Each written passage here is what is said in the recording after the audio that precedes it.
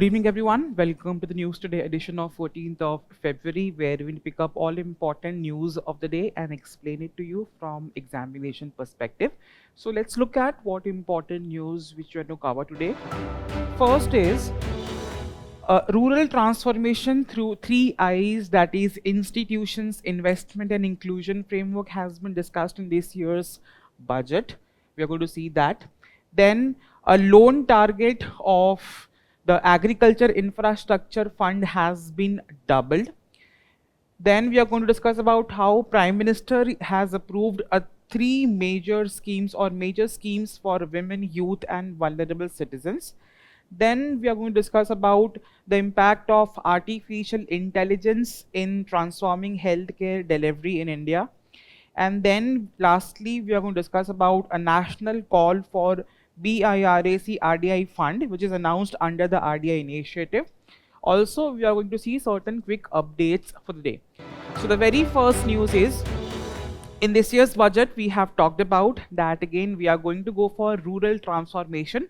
And the key idea of rural transformation which has been put forward to the government is that we need to go for decentralization. So for decentralization, you must have read in polity under 73rd and 74th Amendment Act, we have introduced Panchayati Raj in municipalities. And again, this is where we are focusing more on decentralization. And this is where it has been linked to economy as well. And economy we are linking it with the idea of rural transformation, that decentralization is going to be a key with respect to rural transformation in India. And again, the three I's are investments, institutions and inclusion framework, which has been discussed. So this is where the idea comes into picture, where again we are talking about that if we want rural transformation in our country, we need to focus on creating strong institutions and investments and inclusion, and that has to happen in a decentralized manner. And this is where 3I framework come into picture. And for this, the budget has allocated and the development funds has been increased to 211% in the last decade. And this is where we are seeing that again, that a very sustained fiscal commitment of the government towards rural transformation, livelihood and creating a good institutional capacity. So first discuss that again as I discussed, the budget has been increased by 211% in the last decade, and that is visibly again reflected with respect to India's maybe growth or maybe a successful journey in lessening the multi-dimensional poverty index. This is where you have been seeing in last 20 years how the multi-dimensional poverty index has been decreased. So that is where again a reflection of the good work of the government with respect to rural transformation. So let's discuss that the first factor here is institutions. Again, until now, the government was majorly focusing on maybe government-led development model, right? But this is where now we are doing what? That again, instead of government-led welfare delivery model, we are making it more decentralized, wherein the people directly are participating in the developmental process, and there are multiple institutions which has been created which are ensuring those, and there are certain successful examples as well.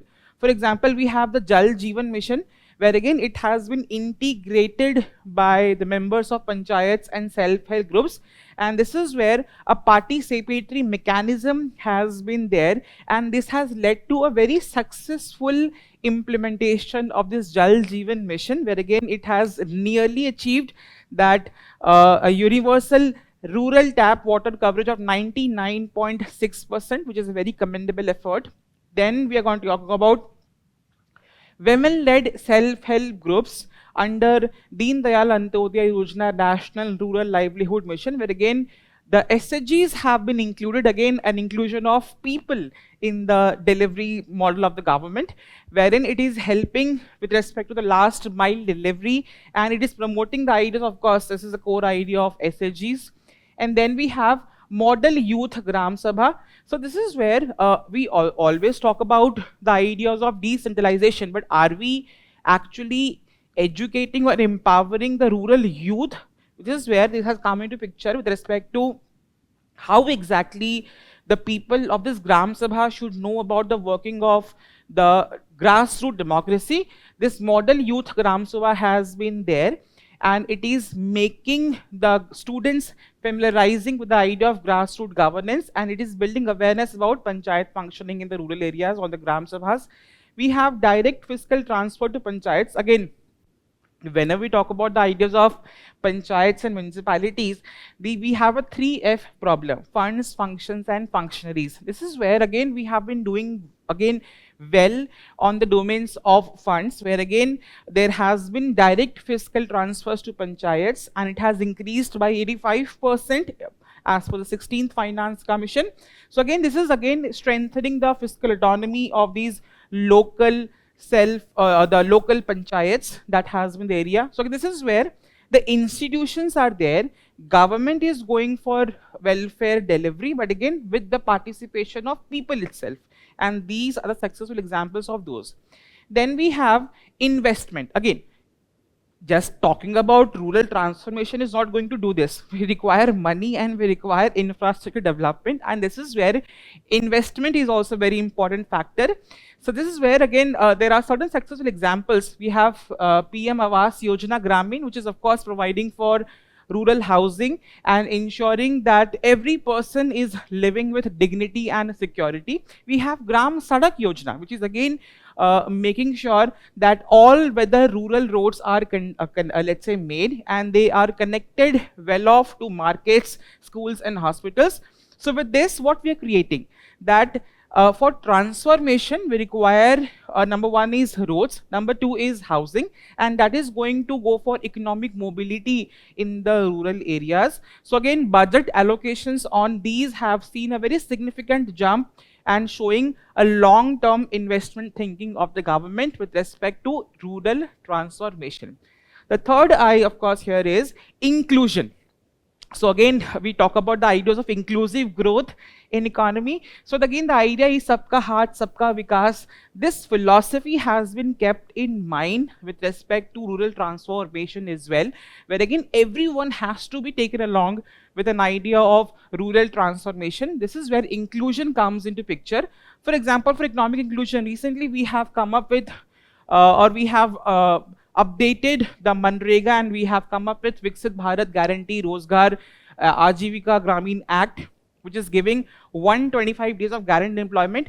But what change has been done, that again we are linking that productive labor in creation of assets. So again, durable assets, asset creation has been there. So it is not just only about giving them a right of employment or wages, it is also about making durable rural assets. This is where two things are being solved here. One is employment and one is rural asset creation or rural infrastructure creation by the help of these 125 days of labor. Then we have market inclusion, how let's say women empowerment is happening at rural areas. We have Lakshmipati Didi scheme, we have She Marts, where again this is how with respect to rural transformation we are making it inclusive to women as well, where again Lakshmipati Didi initiative, where again it has been a target that all self-help group women should have an annual household income of 1 lakh or more, right? That is an idea of Lakshmipati Didi. Right, and again it is establishing She Marts. What are She Marts? Basically, these are community owned outlets which are of course maybe taken up by the, or maybe worked by women who are moving from subsistence to sustainable enterprise. So again, this is how women have been included in the idea of rural transformation. Then we have digital rights, Swamitva and Namo Drone Didi scheme, where again Swamitva is what? Ki whenever we talk about panchayats, municipalities, the idea in panchayats specifically is ki we do not have a very clear picture of or maybe the idea of map of that area. This is where we have drone mapping so that the rural property rights can be clearly seen, and that can be maybe interlinked to the ideas of infrastructure development in the panchayat area. We have Namo Drone Didi scheme, which is again training women to operate drones. So again, this is how through this digital rights, citizens are connected to digital economy. So this is where the budget is talking about the ideas of rural transformation, and it has to be happening through institutions, investments, and inclusion, with an idea of decentralization. So whatever schemes what we have discussed here are very important to be read with for the upcoming prelims examination. So these kind of news nowadays, which is talking about budget and again government schemes, economic survey, so you're going to keep a track on that, because this is where you're going to get questions from budget and survey in the prelims examination. And there are certain schemes which have been mentioned or which are new, so that has to be done very specifically, because questions will be asked from those areas in the prelims examination. Moving on to the next topic is again the loan with respect to agriculture infrastructure fund has been doubled. So that has been done by the government. And again, the idea of course here is we are targeting which sector, the agriculture sector of the economy, and with respect to what, agriculture infrastructure. So let's discuss what exactly is this fund all about. So the loan target under this agriculture infrastructure fund has been doubled. This is where you see that how government is again giving a huge amount of investment in terms of agriculture infrastructure development, where again it has been increased from 1 lakh crore to 2 lakh crores. So again, the idea of course here is to strengthen the entire agriculture value chain in India. So here it is very important, and these are very gold type of content with respect to prelims examination. So they can give you questions like this. Consider the following statements about agriculture infrastructure fund, and they'll give you 4 statements and you have to identify which are those correct. This is where I am telling that again there will be certain things which are there in the news for the last 3-4 months, and they become very much important for your examination. So you need to read them very carefully. How? Let's see that they can tell that it is a medium to long term debt financing facility, right? So the idea here is medium to long term, not short term. This is where you need to see that what are the specific points which can be a probable area where again there could be tweaks in the prelims examination question statement, right?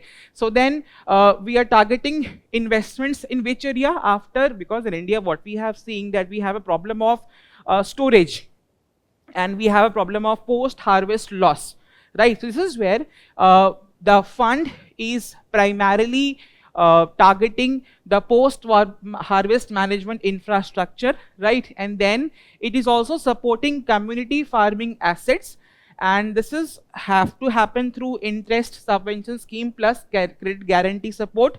What kind of scheme is this? Central sector scheme. So again, you're going to read about which schemes are central sector and which are centrally sponsored schemes. The implementation period is from 2021 to 29 and 30.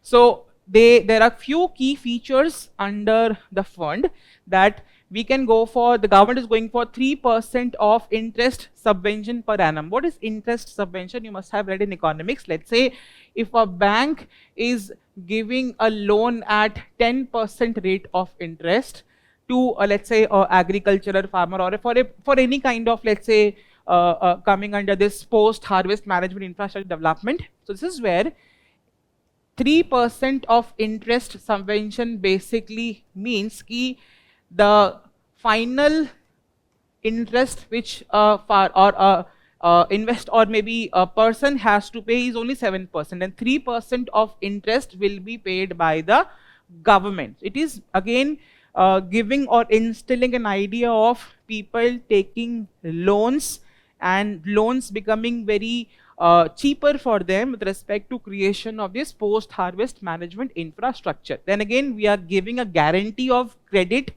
under this, that is Credit Guarantee Fund Trust for Micro and Small Enterprises, and the coverage of loans is up to 2 crore rupees. This is how we have planned to use the doubled fund under this agriculture infrastructure fund. So very important. Then with respect to who are the eligible beneficiaries who can take up money from these fund. So number one is, again, the primary beneficiaries are the farmers or the primary agricultural credit societies, the farmers producer organizations, self-help groups, government agencies, for example, agriculture produce market committees. These are again questions for your prelims examination, that who are the primary beneficiaries who are eligible to take money from this agriculture infrastructure fund, and what kind of projects. As I discussed, it is primarily for post-harvest infrastructure creation. So again here, so what kind of projects? Post-harvest management projects, for example, warehouses, cold chains, cold storage, ripening chambers. So these are the areas under which loans can be granted, right? And of course, the second area was community farming assets. So again, this is again, we are talking about integration of technology in the agriculture asset creation, where again, smart and precision agriculture infrastructure is going to be created with the help of drones, sensors, and AI. So these are the primary projects which are eligible to get loan under this agriculture infrastructure fund. So very important points for your prelims examination. Then we have, what are the other initiatives? Again, this is where whenever you read about initiatives of in the agricultural sector, there might be other prominent schemes which is going to come up, and this is an area where again you need to revise them. So this is a very good point with respect to revision of something which I've already read. So there are multiple initiatives of government. For example, we have agriculture marketing infrastructure, which is giving subsidy support for construction of rural godowns. Then we have mission organic value chain development, of course focus on organic clusters in the northeast state, right? Then we have Pradhan Mantri Matsya Sampada Yojana. Again, this is where these schemes you have already read, you need to revise them. Again, this is how revision is going to be done for the upcoming examination. ऐसा कोई specific तरीका नहीं है revise करने का, यही आपके पास चीजें मिलते रहेंगी आपको, and this is how you need to start revising for the upcoming prelims examination. So we have under this Matsya Sampada Yojana, we have a target of fish production increase to 22 million metric tons and export to 1 lakh crore by the 24-25 year. Then again, we have micro irrigation fund of 5,000 crore. The aim is to expand micro irrigation coverage. So this is how you are going to start revising for your prelims examination with respect to government schemes and policies. The next topic is again a very important area. Again, these all schemes are very important for the upcoming examination or prelims. So our Honorable Prime Minister has approved 3 again major schemes against women, youth and vulnerable citizens. So let's discuss what are those. So first is PM Rahat. So again, you must have seen that again there are a lot of deaths happening due to accidents, and again primarily sometime when again an accident case is going to a hospital, so fees or the money which is going to be deposited at the time of let's say admitting that patient is sometime not borne by the patients, right? This is where this support has been provided by the government under this PM Rahat, that is Road Accident Holistic Action for Treatment scheme. Under this scheme, what we are doing is, it is launched to specifically prevent deaths which are happening due to lack of immediate medical help, right? Because the very first requirement is to get that person who has been went through an accident to get a medical support. That is the very first important thing, and this is the area where again there is a high chances of saving that person due to that accident. And this is where what is provided in this scheme is we are going to give them cashless treatment.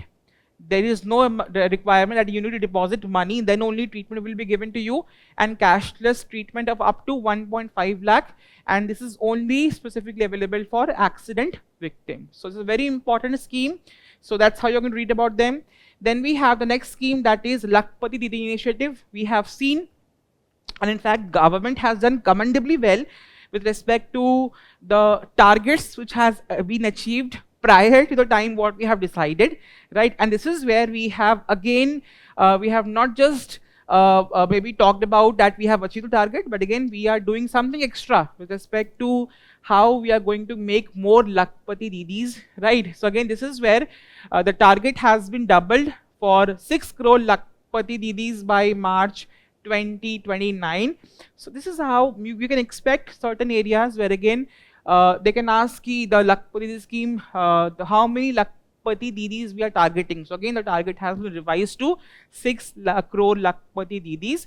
Earlier target was of 3 crore, which we have already achieved ahead of the timeline of March 27. This is again, we need to give credit to the government to the achievement of this particular scheme. So what is Lakpati Didi scheme? So again, this is where we have rural self-help group women. So the annual income of the household of a rural self-help group of women has to be more than 1 lakh, and 1 lakh signifies the ideas of Lakpati Didi, and that has been the target, coming under Ministry of Rural Development, and it is coming under Deen Dayal Antyodaya Yojana National Rural Livelihood Mission. So very important thing. Then we have Startup India, again very important topic for this year examination. Why? Because 2016 Startup India scheme was launched by the government, 10 years of completion of Startup India, and funds have been revised. So this makes this Startup India scheme again important for your examination, right? So under this, under the budget, the funds, that is funds on funds 2.0 with a corpus of 10,000 crore has been announced. What are funds for funds? So basically, it is a flagship initiative under DPIIT, that is Department of Promotion of Industry and Internal Trade, under the Startup India Action Plan, and it is managed by SIDBI, that is Small Industries Development Bank of India. Facts you need to remember for prelims examination, right? And how does it work? So basically, what is funds of funds? So government is not directly, let's say, investing in the startups. Government is supporting SEBI registered alternative investment funds. So the government kahan paisa dal rahi hai? In alternative investment funds, and then these funds are investing in the startups, and that is why it is called as fund that funds other funds, right? So again, it has expanded access to domestic risk capital, and again strengthening the idea of entrepreneurship in our country. So these are the three schemes which have been, let's say, discussed by the Honorable Prime Minister of India. Then we have the next topic, that is AI is everywhere now. So again, we have discussed ample amount of time with respect to how AI is going to impact the healthcare sector. So again, let's discuss again. And again, this is where I'm going to develop all important AI schemes with respect to healthcare, agriculture, climate change, all apps which have been introduced for the government. You need to keep a track on those. Why? Because they can give you questions in prelims examination from those topics. So again, in this topic, we'll discuss that again, how we are going to transform the healthcare sector with the help of artificial intelligence. So the number one is disease management and diagnosis. So the very important problem is that in the rural areas, we lack very doctors who are very specific to certain diseases, right? So specialist doctors are lacking, and there are many instances where again, if a disease is, let's say, maybe understood at a very early stage, we can reduce its impact. And this is where under this disease management diagnosis, AI can help with respect to early detection of certain diseases, specifically in rural areas where again we lack specialist doctors. One important initiative is we have Madhu Netra AI. What is Madhu Netra AI? Basically, in diabetes, many times you find out that again how people usually lose their eye power is getting reduced. This is where, with the help of an AI app, it can basically, through your eye, it can tell that how we are going to detect the diabetes retinal screening. Again, this is how there are multiple such examples which you need to read. They can give you a question, what is Madhu Netra AI? So it is basically for diabetes screening. Then we have telemedicine and remote monitoring. So again, because understand, as in rural areas, the penetration and available of good doctors is less. So this is where comes up as a tool of AI, where again it is expanding access to medical advice to people in the rural areas, benefit specifically in the underserved areas, and support very virtual consultations. So again, we need not to go to, many times people cannot go to big hospitals or travel to urban areas or super specialty hospitals to go for consultations. But again, with the eSanjeevani CDSS, which is an AI based differential diagnosis recommendations, it is helping them to get the virtual consultation. And this is where how we are going to, this is going to impact, of course, the healthcare delivery with the help of artificial intelligence. Then we have public health surveillance and nutrition. So it is very important of the government to track the overall health of the citizens of a country. So with the help of AI, we are monitoring the population health, we are tracking the environmental factors, and we are providing early warning system, which is, of course, but the prevention is better than cure. So again, this is an example where again, media disease surveillance. This is an AI tool where again, of course, you read multiple newses about outbreak of a disease, or maybe an area where again certain specific type of diseases are prevailing more. So this media surveillance is being done. So AI scans the national digital news sources for symptom clusters. किस जगह में किस type की disease prevalent है, so that we can very clearly check कि in which areas what kind of diseases are prevalent and where do we need to target based upon the idea. Then we have administrative efficiency and fraud detection, because government is going for multiple initiatives with respect to providing support in the healthcare sector, but the data itself is not clean, and again it is not digitized, which is where AI is going to help in terms of improving healthcare administration, ensuring integrity of government schemes, and reducing paperwork and delays. Example is Eka Doc. We have Suno AI, which is the use of AI and natural language processing to summarize patient records. This is where how AI is going to help a lot in terms of healthcare. But again, anything is not that simple. AI itself has a lot of challenges. The few challenges which is there is algorithmic biases, because there are maybe biases because AI is just a machine language which is being trained. But what if the data which is being fed to train that AI is not a correct data? So that is the major challenges. Again, many people do not have access to digital tools, right? So how can you expect them to take benefit of these kind of initiatives of AI?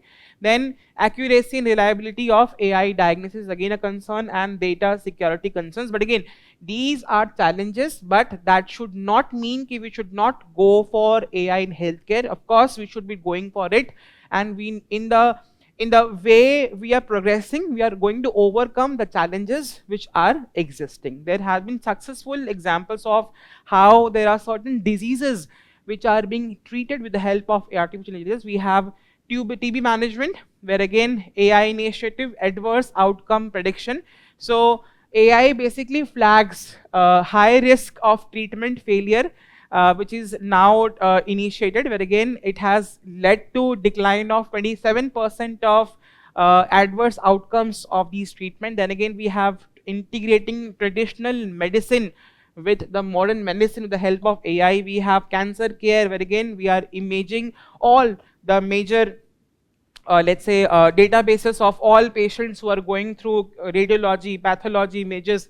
They are all segregated together, and it is enabling researchers to basically see how exactly the cancer across different body parts and have been emerging, which is again going to help us with respect to early cancer detection and its management. And there are institutions which are maybe using AI in healthcare. We have Center of Excellence of Artificial Intelligence at AIIMS Delhi. We have PGIMER Chandigarh. We have ICMR ethical guidelines. We have METI AI governance guidelines. All of these are there with respect to AI in healthcare. Very important. But these initiatives very specific important. Why? Because there could be questions on these topics in the prelims examination. The next topic is national call for BIRAC RDI fund announced under RDI initiative. Again, the name itself doesn't come into mind, but again, it is a very important scheme of the government, specifically the ideas of biotechnology. So let's look at what has been done under this. So national call for BIRAC RDI fund under RDI initiative. What exactly this fund? So technically, what is happening over here is we have allocated 1 lakh crore fund for research, development and innovation RDI initiative. कि 1 लाख करोड़ का पैसा हमने initiate किया है under the RDI initiative. Again, the aim of course here is to boost India's biotech sector. Under this 1 lakh crore, in this year for 25 and 26, we have taken the first call of 2,000 crore under the fund for first national call under this RDI initiative. What exactly this fund is going to do? If we are taking 2,000 crore fund, then how it is going to be used? So again, it is launched, facts hai, very important for your prelims examination, launched in November 2025 under Anusandhan National Research Foundation, coming under, anchored by Department of Science and Technology, DST. So basically, it is going to bridge the gap between something which is innovating in the laboratories and not implemented at an industrial level. So again, understand कि biotech में there are multiple discoveries, there are multiple research being done by biotechs in the labs, but they do not get replicated at a large scale with respect to its implementation. That is the problem. कि lab में तो test होके we are doing it, we are telling कि this is a new thing which we have come up with, but is it reflecting in reality in the industries? So for that we require money, and this is where that money is going to be used, right? This is under this scheme, we are going to bridge the gap between laboratory research and industrial scale manufacturing, that is lab to industry. And it is of course supporting technologies with technological readiness. Again, her technology को ऐसे ही implement नहीं करना है कि theory में ही बातें चल रही हैं. द आइडिया इज कि if any technology as is at a very specific stage 4 बोलते हैं, that the technology is ready to be implemented, then only we are going to give fund for that particular thing. So it is supporting technologies with technological readiness level TRL 4 and above. Funding सरकार पूरी नहीं देगी, it is going to be equity. Let's say there are many startups, there are many biotech companies who are discovering things in their labs, but they require fund. So we are going to go for funding of mix, that is equity, convertible instruments, long-term debt has to be given under this initiative. And the fund manager of course here is Biotechnology Industry Research Assistance Council, BIRAC, जिसका full form है.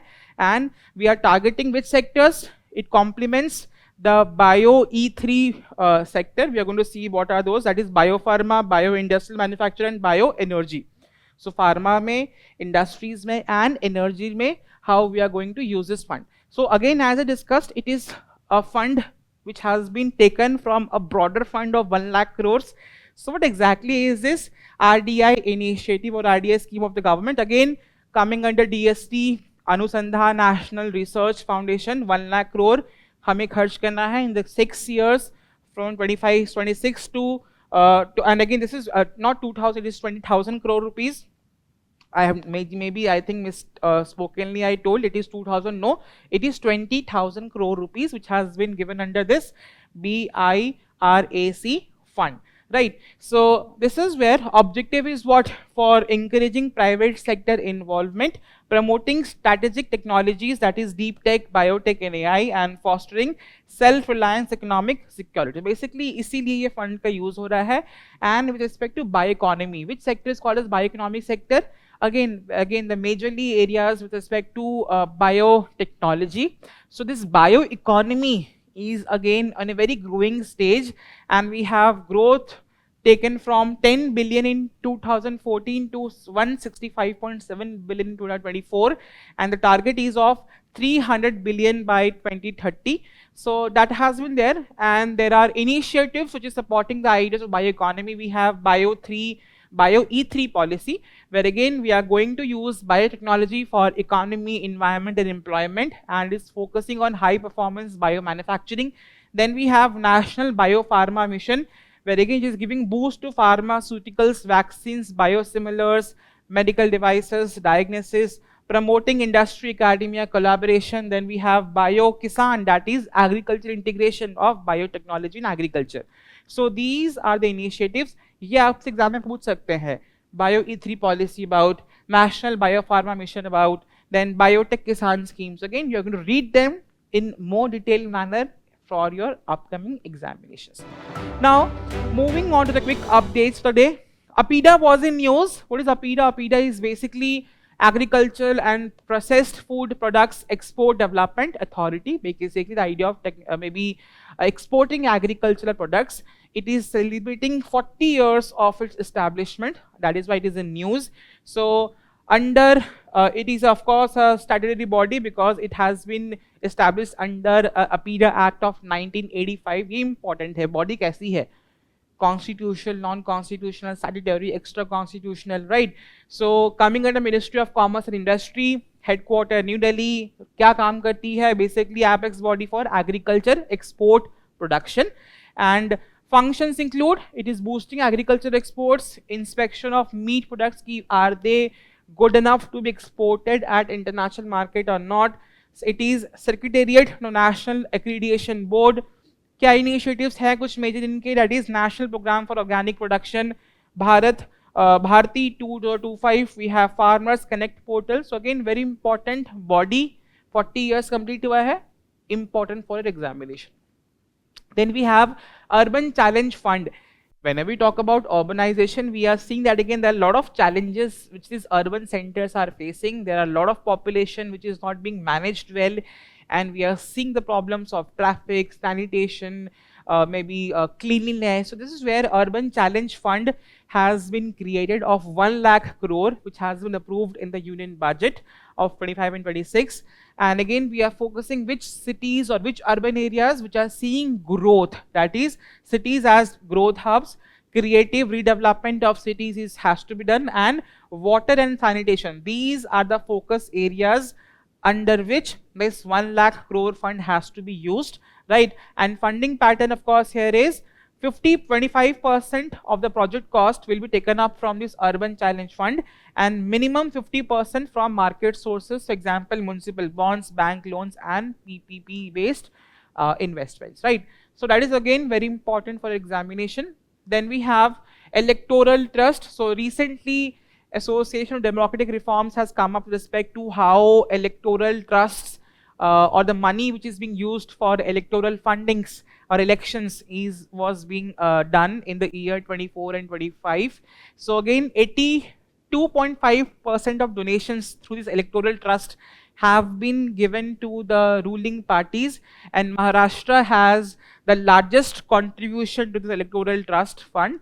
What exactly is this electoral trust? For ideas of ensuring transparency in election funding, we have included this electoral trust, which is based on electoral trust schemes of 2013 governed under Income Tax Act, tax rules of 1962, and these are basically non-profit companies. Technically क्या है कि if I want to contribute to a electoral party or a political party, I will give my money to this non-profit company, and then through that company, money will be given to the respective political party. This is again going to ensure transparency in the election funding, right? So again, contributions will be given from donors, distribution has to be done to the registered political parties, and of course ensuring transparency. So they are registered under CBDT, that is Central Board of Direct Taxes. Donations above 20,000 in this trust has to be communicated to the Election Commission of India, and the funds which are going to be collected under electoral trust, ये रख नहीं सकते इसको, 95% of the funds have to be given to the respective political parties and annually, and of course amount given to each political party is confidential. That is an idea. Then we have Central Electricity Regulatory Commission. So recently an appellate tribunal on electricity has allowed the Central Electricity Regulatory Commission for power and market coupling. So market coupling होता क्या है?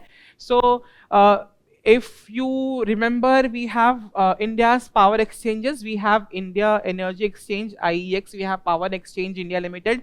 We have Hindustan Power Exchange Limited. So across all of these, all the buying and selling of bids and power exchanges की एक uniform price हो जाए.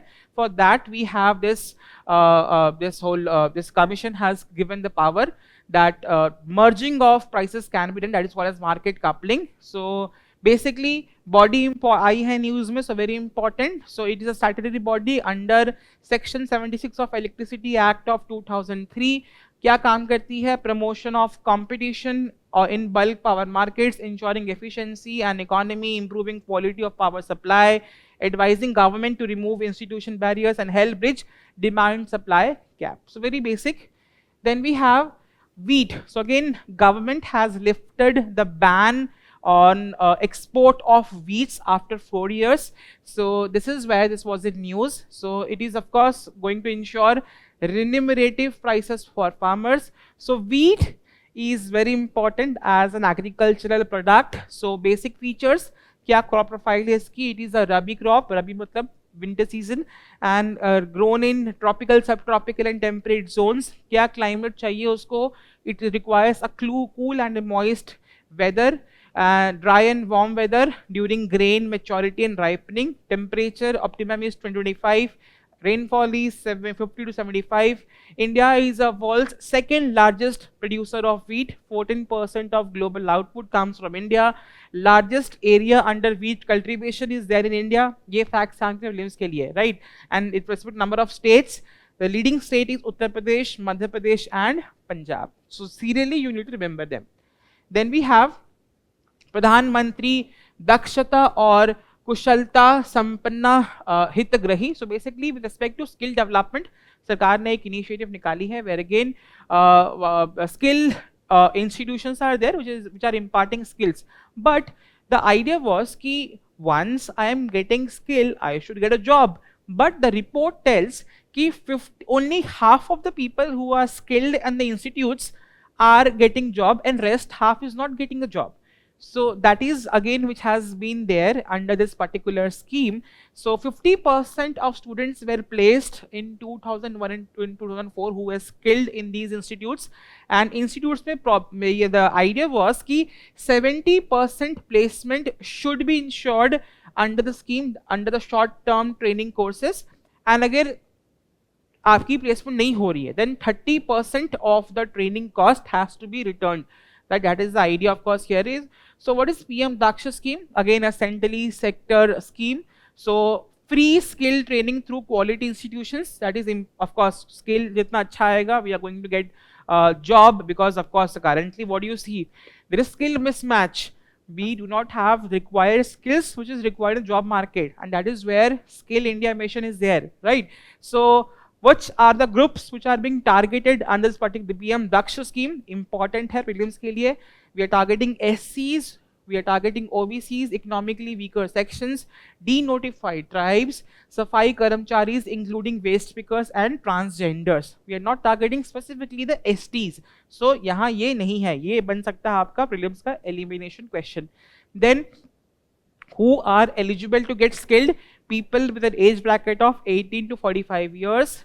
And for OBCs and economically weaker section, the income of family should be below 3 lakh annually. And now this scheme has been merged with Pradhan Mantri Kaushal Vikas Yojana under Ministry of Skill Development and Entrepreneurship. That is why it was in news. Then we have life cycle of a star. So technically there may be a cycle of star is what? It is the star is born, then again it has a life, then again we have a death of a star. So technically star usually is observed that again they collapse into a black hole, and before collapsing there is a supernova. मतलब बहुत बड़ा तरीके का blast होता है, that is called a supernova, and then the star is again moving to the black hole. But again recently it was observed that instead of the supernova event, very calmly the star was collapsed into a black hole. So without exploding as a supernova, that is why it was in news. So life cycle very important. You need to see them. Kaise the star is formed. Basically, star is basically formed as a molecular clouds of gas and dust gathered together. Gravity causes them to come together, and that is called as a protostar. Life of a star, it is a main sequence force where again जब temperature काफी ज़्यादा हो जाता है star के अंदर, then again a nuclear fusion in the core is happening, converting hydrogen to helium, and it is the longest and the most stable stage. Sun is at this stage, that is the main the life stage, and then death, depending upon the mass of the star. There are two ways in which it can die. So before becoming a giant, it can form planetary nebula, and the remnant is they can leave behind white dwarf. And for a high mass, there's a different event. So again, basic hai, again from your geography topic. This is again important for the examination. Then we have monsoon breaks. So what are monsoon breaks? Again in geography, you must have read this. Ki southwest monsoon has hit India, but again after hitting for let's say 1 week or 2 weeks, we do not find any rain. So the reason is what? That has been discussed. Ki the research has told that desert winds from west and northwest India may help predict why we are experiencing this monsoon breaks. क्या monsoon break क्या होती है? During southwest monsoon season, after a spell of continuous rain, there is a time where again rain stops for 1 or more week, and that is called as monsoon break. Definition important hai. They can ask you how do you define monsoon break? What is the ideal duration for 1 or more weeks, right? And they are common in the rainy seasons. We must have seen reasons में है बताया गया है. In northern India, weak or less frequent rain bearing storms, number 1, weak activity along ITCZ and the monsoon trough, and shift of monsoon towards Himalayas, that is creating dry spells in the plain regions of India. And in the western coast of India, wind blowing parallel to the coast, it is reducing the rainfall. So these are the prominent reasons in northern India and western coast with respect to monsoon breaks what we experience, right? So with this, we come to an end of today's news today discussion. So all important questions which could be framed from the topics what I have discussed will pop up in your screen. It is very important that you read the news, then again you solve some questions. That is again going to give you a lot of confidence with respect to how you're going to solve such questions in the actual examination. Now, Vision has come up with a digital current affairs platform. Please go and explore the website. It is a one-stop solution for all current affairs issues in this examination, and certainly going to help you a lot with respect to your current affairs preparation in the examination. So keep reading, keep watching. All the very best.